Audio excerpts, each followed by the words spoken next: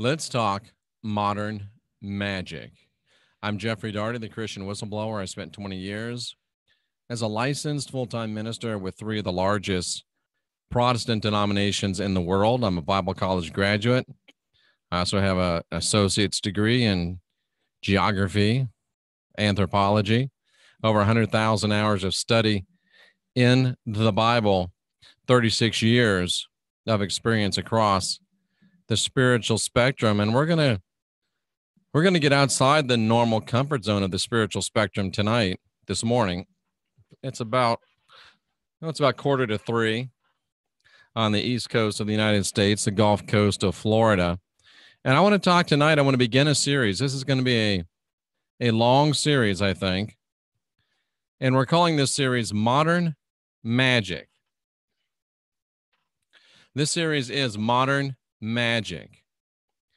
And we're going to talk about how you can develop a magical practice for yourselves. And we'll talk about why you should develop a magical practice for yourselves. I know that this kind of bothers some of you. I know that this kind of gets into some of your mind, and you're like, wait a minute, why do I want to do anything that has to do with magic? Well, I'm going to answer that question for you. And I'm hopefully going to inspire you to create for yourself a practice of magic. And there's a reason for it. And we do want to help you develop a modern magic practice for yourself. We want to help you develop a modern magic practice for yourself. And thank you very much for that. I appreciate your saying that I know my ish. We're going to talk about modern magic. And Nick says he thinks we're coming to the age of magic. I agree. And I'm going to teach you from this book. It's called Modern Magic. You can see it's very thick, so this should be a very long series. And I think it's going to be very powerful and life-changing if you allow it to be. And I'm sorry I forgot to put in the lav mic again for the folks up on Twitter and Facebook. There's not going to be a lot of visuals in this one, so you can probably stay on Twitter or Facebook. But if you'd like to go over to YouTube, you can be part of the chat, and you can see what I see and what I share, if indeed I do share some things. So let's talk a little bit about modern magic. And I should say that one of the forwards in this book was written by a man named Lon Milo Duquette. Lon Milo Duquette is probably the foremost hermeticist in the United States today. I spoke at a conference where he was speaking, so I had the pleasure of talking with him, having several profound conversations. At least they were profound for me. He probably doesn't even recall any of them, but he did one of the forwards in this book. So that's one of the things that caught my attention. But I want you to know that, and the author is Donald Michael Craig. And he says that of all the fairy tales and stories about the powers of wizards, witches, and magicians that you've heard or read all of your life, they're true. And he doesn't mean they're metaphorically true. He doesn't mean they're symbolically true. He means they're true. The wizards, the magicians, the stories you've heard, they're real. They are true. The timing and methods described in these stories have been altered to make them more interesting as stories rather than the reality that is hidden deep within them. Even so, it is absolutely and without a doubt possible to create spells and rituals that will bring you money, love, wisdom, contentment, and more. What I'm really focused on as far as helping you develop a magical practice is helping you get some type of a divining practice. You know, I do the rods, I do pendulums, I do the tarot, I do other cartomancy or cards, crystal ball. And the reason why I do it is because Daniel said the people that will ultimately defeat the transhuman AI false god movement are people that are motivated by the Christ, and are diviners. That's literally what he said.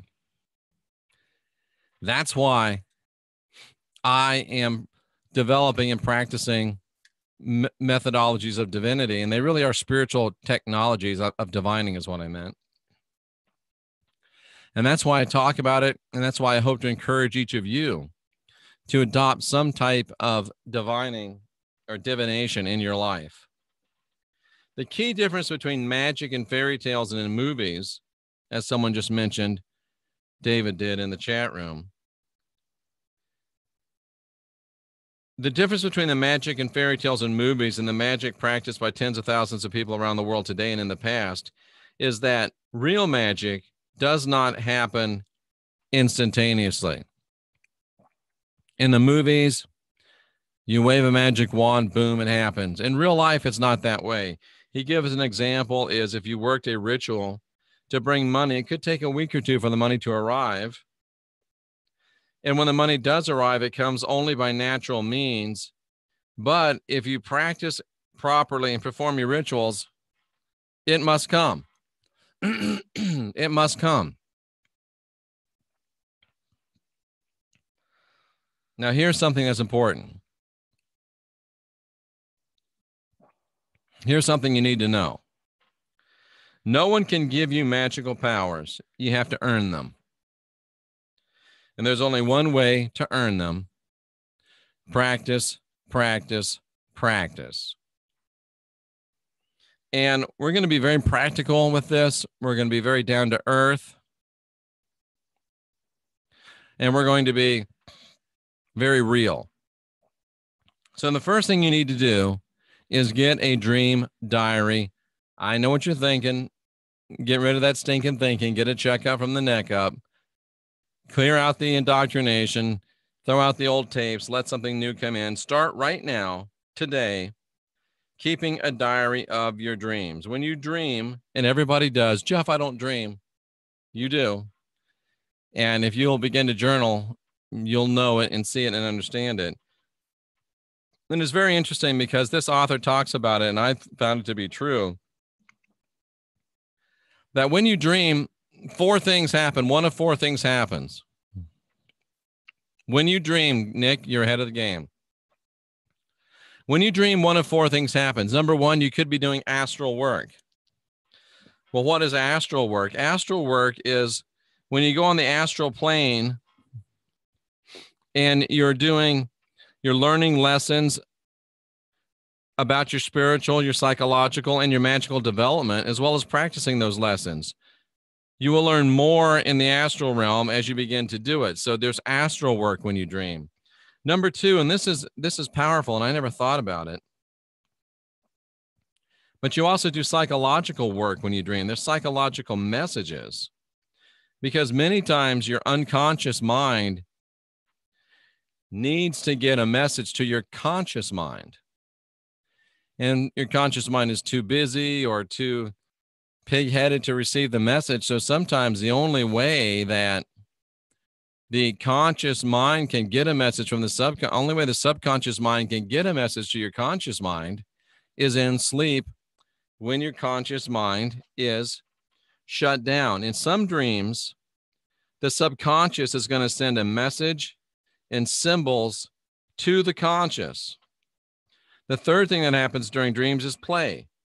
Your mind wanders aimlessly, meaninglessly, sending all sorts of beautiful or bizarre pictures to your consciousness. And the fourth thing that can happen is a combination of those 4 things.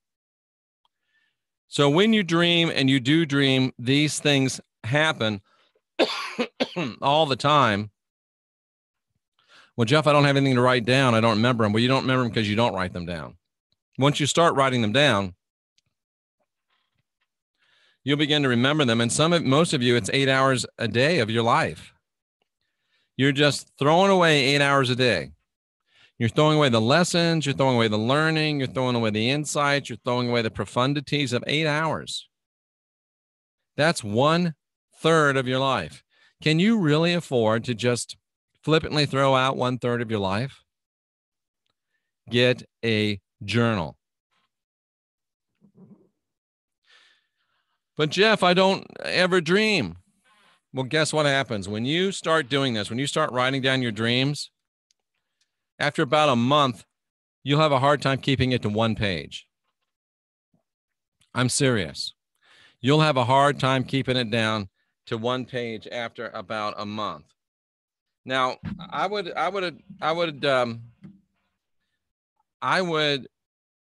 encourage you to do two things.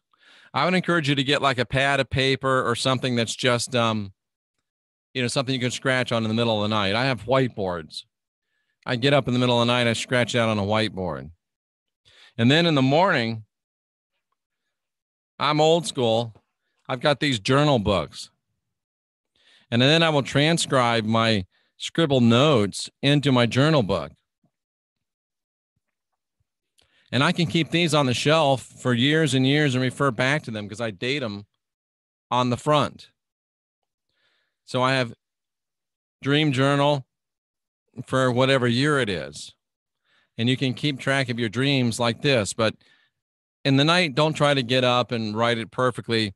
Have a scratch pad, have a scribble pad, have a whiteboard, have something. And then once you get up and get around, first thing you wake up, you got to write it down or you're going to forget it. And then once you get your business done, you can come back to it and you can actually go back and make sure everything's done right and everything's done, fully. And you can, where did I put my glasses? You can get into the total transcribing it into a legible form so you can use it in the future. Now, it's important when you first start, when you're writing down your dreams, don't try to analyze them. At this point, you don't really have the experience, and you probably don't have the tools to analyze your dreams yet.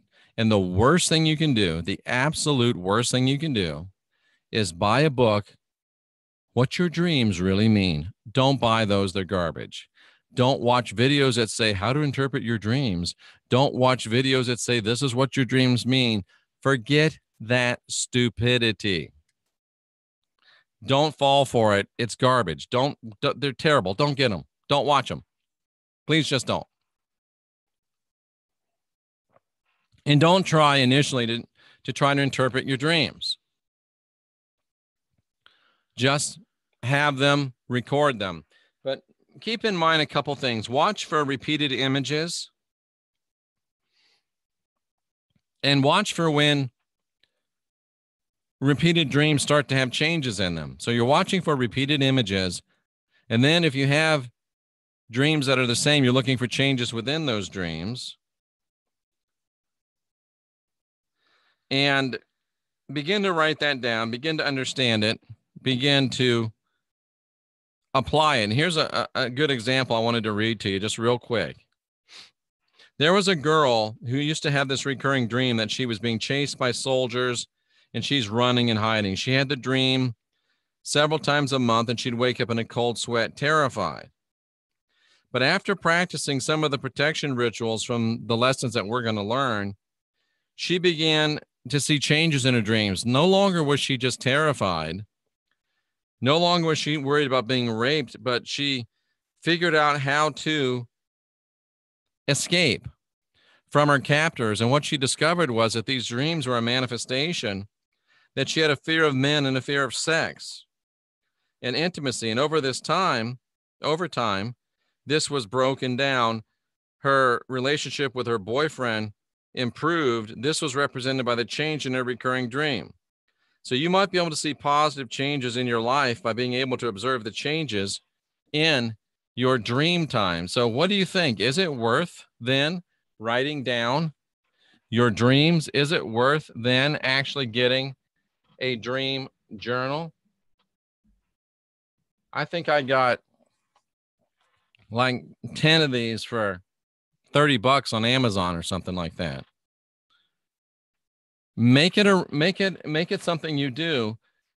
Most of you sleep 8 hours a day. That's a third of your life. And you're throwing away the lessons of a third of your life if you're not recording it. You've listened to me. Let me go ahead and listen to you. This will be a short video. It is 3 in the morning. Hello to you, Diane, in California. Thank you, David. I agree, Nick. We are coming to the age of magic.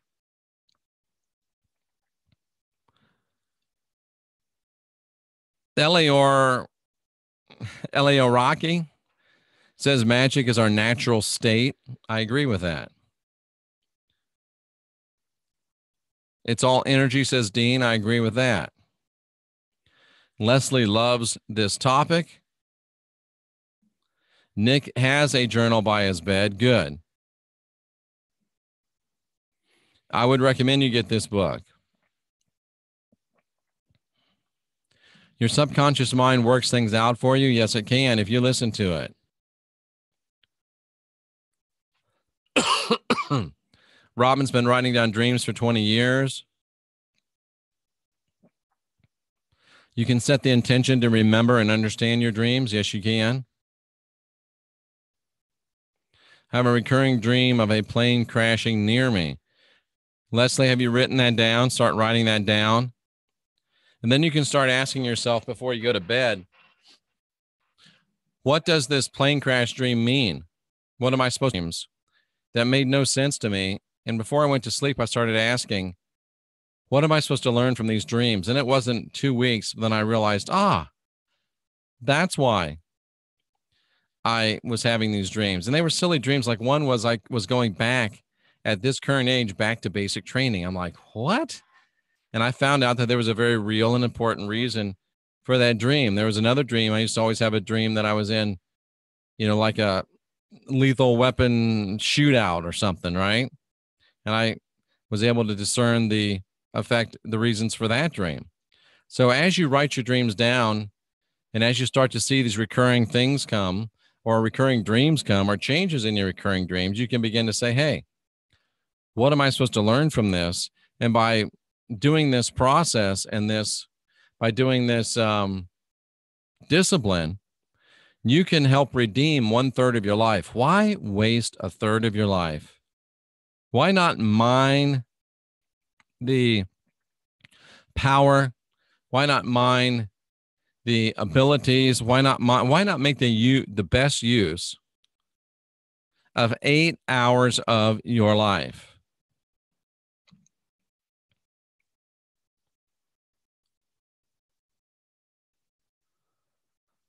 Recurring dreams of flying since a child.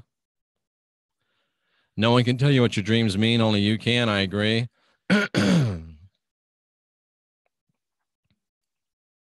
Need to write it down. Have a recurring dream where I fly in a massive darkness and I hover over a tree. Been drinking distilled water, putting turmeric on my foods. Good for you. So there you go, ladies and gentlemen. Part 1 of how to develop a modern magic practice for yourself. We're going to keep these short. We're going to keep these sweet, I think. Some of them may go long. But magic's real. Magic's true. It can make changes in your life for you. Get yourself a dream journal. Get yourself a scratch pad so you can write them down as soon as you wake up. Have a more formal journal that you can actually turn into a real journal and keep for future reference. And then remember that you're looking for patterns. You're looking for changes in patterns. And once you start noticing things, then you can begin to say, hey, what am I supposed to learn about this? Thank you, Nick. It can be very profound. It can be very great if you will take advantage of it. Again, it's 1/3 of your life. Don't let it go to waste. We're going to do something different today. I usually sign off of YouTube first and then sign off of Facebook and Twitter, but I think I'm going to salute the Facebook and Twitter listeners, thank them for being here, and see if I can't sign off. It's on the iPhone and it's a little, so thank you for being here. Give yourself the opportunity to redeem 1/3 of your life. Modern magic. put it into practice, and make your life an adventure. I'm Jeffrey Daugherty, the Christian Whistleblower. I'll see you again real soon. Again, go over to my YouTube, Jeff Daugherty Show, and become a subscriber. Thank you very much. Okay, so we did that, and we did that. There we go. We're off of Twitter and Facebook. So now we're just here on YouTube. I remember early childhood dreams, flying over continents vividly. Kelsey, talk to yourself. Humble sinner in Sweden. I'm sorry that you think that you're a sinner. Good night, ladies and gentlemen. I salute all of you for being here and watching on Facebook. Make sure that you do. Thank you very much, Leslie. Make sure that you do like this video. Make sure that if you're not subscribed, that you do subscribe. And make sure that if you are subscribed, that you're still subscribed. Because sometimes they like to kick you out. Well, I'm Jeffrey Daugherty, your friendly neighborhood Christian whistleblower, helping you guide your own spirit, master your own ascension, be your own guru. Remember, you are the gospel truth army. March on fearlessly. Ask questions, question answers, and above all else, ladies and gentlemen, unindoctrinate yourself.